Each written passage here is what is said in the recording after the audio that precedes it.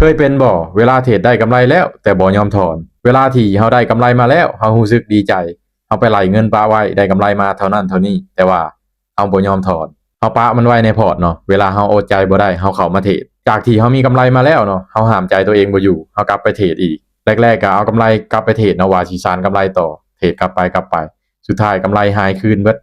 คืนตลาดไปเบิดบัดนี้กำไรหายคืนเบิดแล้วสิเอาต้นทุนมาเก็บกำไรต่อได้บัดนี้สุดท้ายทุนหายกำไรหดเนาะ ต้นทุนก็หายกำไรก็หายไปเบิดบัดนี้เพราะว่าเฮาบ่ยอมถอนออกไปตั้งแต่แรกแล้วเป็นหยังเฮาคือบ่ยอมถอนออกไปการที่เฮาถอนกำไรออกไปเทื่อละน้อยก็เป็นการดีเนาะเพราะว่าเฮาได้เงินออกไปแล้วถ้าว่าเฮาบ่ถอนมันก็ยังเป็นเงินของตลาดอยู่มันบ่แม่นเงินของเฮา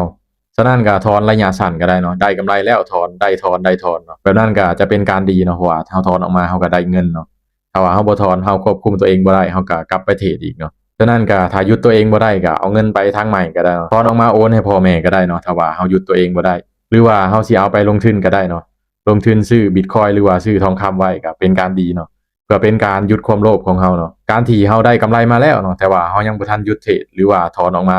ก็ยังบ่แม่นเงินของเฮาอยู่ดีฉะนั้นก็เทรดได้กำไรแล้วก็แนะนำให้ถอนเนาะถอนเลยถอนไปใช้จ่ายหรือว่าลงทุนอันอื่นก็ได้เนาะถ้าว่าเฮามีกำไรแล้วเนาะเพราะถ้าเฮามีกำไรเฮาบ่ถอนออกจักเทื่อเฮาจะเทรดไปเพื่อหยังแม่นบ่ล่ะ ถึงว่ามันจะเป็นกำไรหน่อยเราก็ถอนออกไปได้เนาะมันจะมีคนอยู่2ประเภทเนาะเทรดแล้วถอนเลยเทรดแล้วถอนเลยถึงว่ามันจะได้หน่อยก็อย่าขอแต่ได้ถอนแต่อีกประเภทหนึ่งเนาะกำไรบ่หลายบ่ยอมถอนจักเทื่อสุดท้ายก็พอร์ตแตกติดลบเนาะจุดจบก็คือกันเนาะฉะนั้นก็เทรดแล้วถอนจะเป็นการดีกว่าเนาะสำหรับคลิปนี้ก็ไผเคยเป็นก็คอมเมนต์มาได้เนาะว่าเคยเป็นจังซั่นจังซี่ได้เนาะฉะนั้นก็แนะนำให้เทรดแล้วถอนเลยเนาะ